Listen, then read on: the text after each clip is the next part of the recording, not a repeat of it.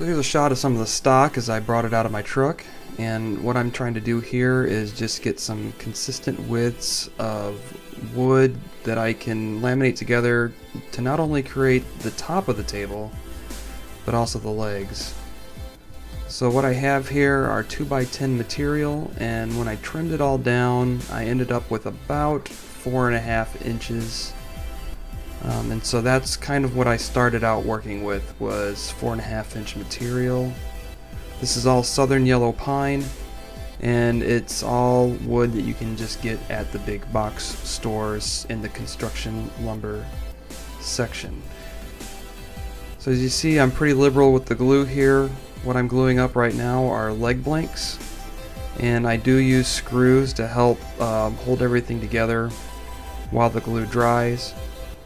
I make sure that I place the screws in locations where I know I won't be cutting with my saw later on, and that's very important because you do not want to accidentally find a screw while you're cutting. It's pretty hard on the blades. As you see, I have a non-ideal situation here, using my table saw as a assembly table, and I try to keep the tabletop clean between each glue up. It is difficult to keep it clean, and as you can already see, there's quite a bit of rust, so this tabletop is due for some maintenance, which I took care of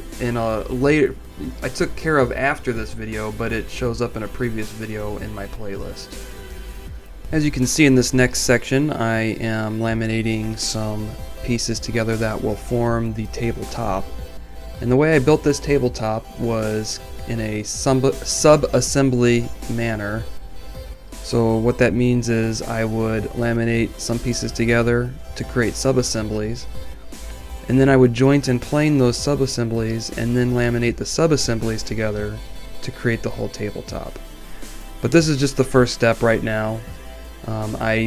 Each sub-assembly consisted of 4 pieces, and so I had to glue all those together. And again, I'm using screws to help clamp these pieces together, and I just made sure that the screw location was well below what would end up being the top surface of the table, so nothing would end up being ruined by an errant screw. But also, these screws are placed out of the way anywhere the saw would go, or any drill bits or anything so they wouldn't interfere with the construction of the table itself.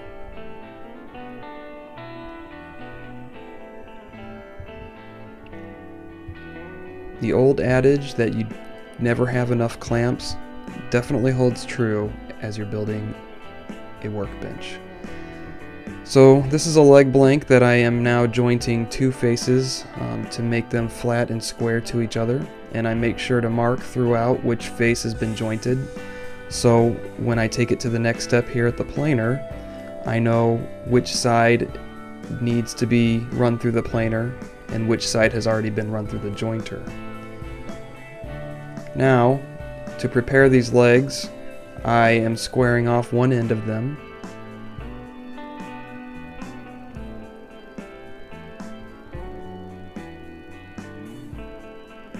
And then I use that freshly squared edge to reference for the final length of these legs.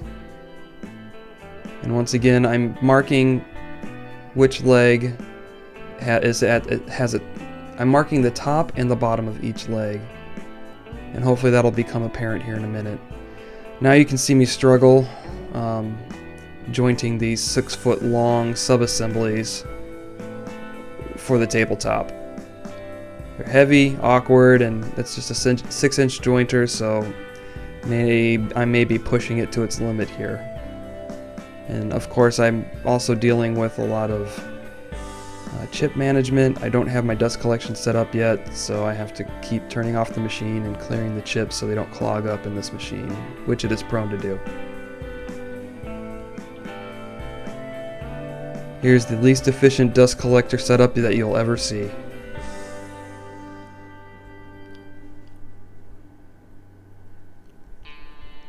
Okay, once those sub-assemblies have been jointed on 2 faces, I do the same thing where I run them through the planer and get everything parallel and square.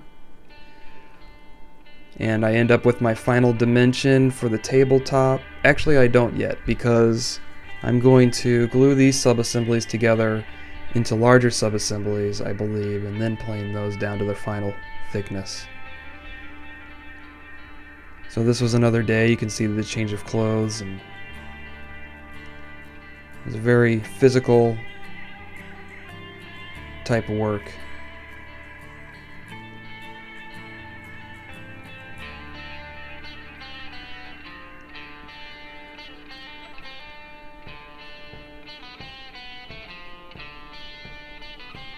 The edges are just getting skip planed just to make for better glue up.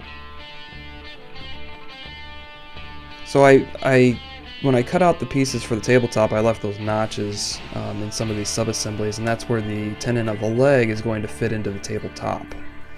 But here's all the stock for the tabletop, all planed and jointed and ready to be glued up. Before I do the glue up, I'm going to square off the ends of each sub-assembly, just to save me from having to try to do that after the tabletop is assembled. It's a lot easier to do it now.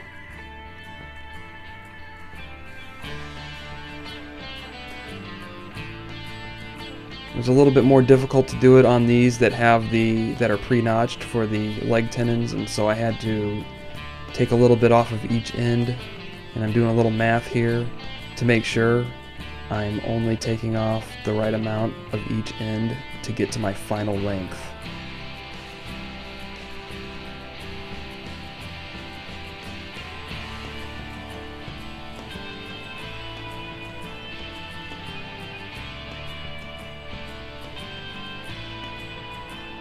So now I'm taking two sub-assemblies and I'm gluing them to each other.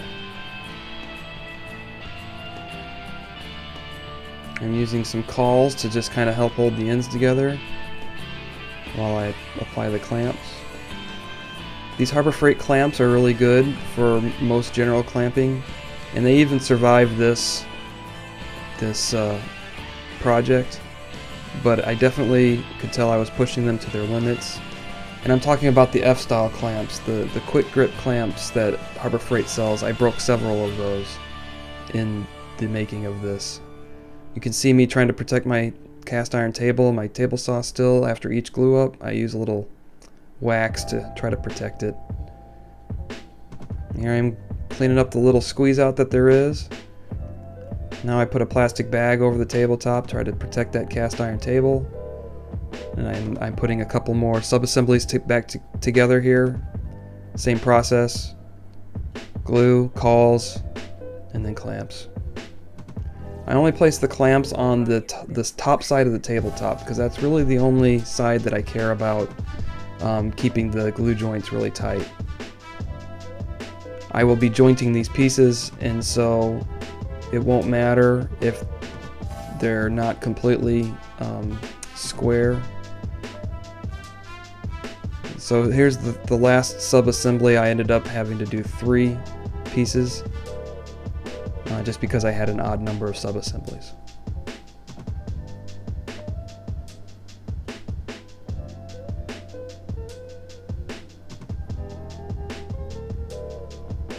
Alright, once I jointed the 2 edges, I am now applying the 2 assembled assemblies to make the final tabletop. I was really surprised at how well everything went together, and there was a little bit of bowing that I was able to correct with the clamps. But again, these clamps really aren't designed for this type of work, and I was really pushing them to the limit, but still, I was satisfied and surprised. Now when I put these leg assemblies together, I did not put glue in this section here where I knew I was cutting out the tenon. So all I had to do was cut away the 2 pieces of material on either side of the leg to create the tenon. It really worked out well. In the meantime, on the bottom parts of the legs where the stretchers are going to go, I had to notch out where the half lap joints where the stretchers were going to go. And I may have been able to plan that, but I figured it would be a little bit easier because first of all, I didn't know where they were going to go. And second of all, it would be hard just to glue it up. So I made this the more traditional way, where I notched it out, chiseled it out, and then I used a rabbet plane to clean it out in order to fit the stretcher. So now I'm gluing the legs into the tabletop. It's fairly straightforward. I'm just using a square and some clamps to try to hold it in place while the glue sets up. Here's a little filler piece. Since the method that I used to create this table left a gap, I just glued in a filler piece to try to make the tabletop whole.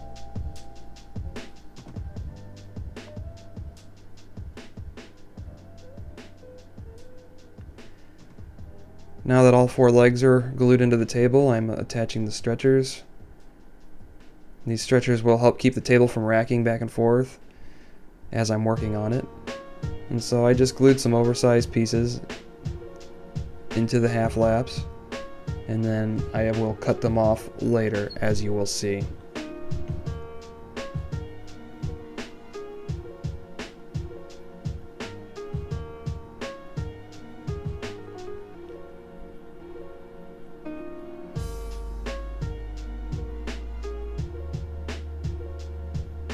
So here I'm using a Japanese pull saw to just get a flush cut on the excess, and I did it also on the filler pieces that I put in for the leg mortises.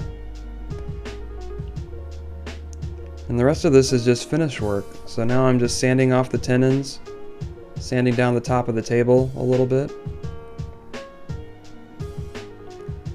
And then I'm using a hand plane just to smooth out the top. I'm not really trying to flatten it. It's pretty flat as it is. It does have a slight bow from front to back, but what I'm doing is just taking down the high spots.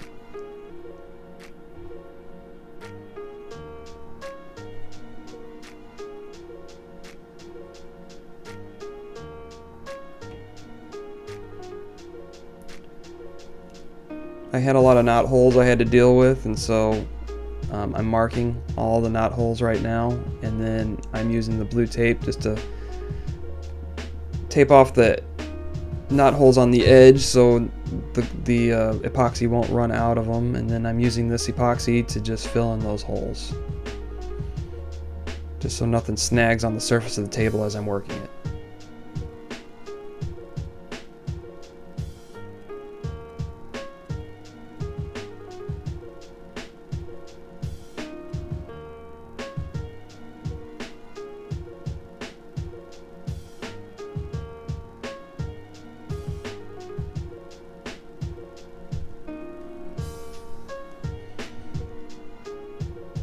And here I'm just using a sharp chisel to shave off the excess epoxy, doing a little finish sanding on the surface to make it nice.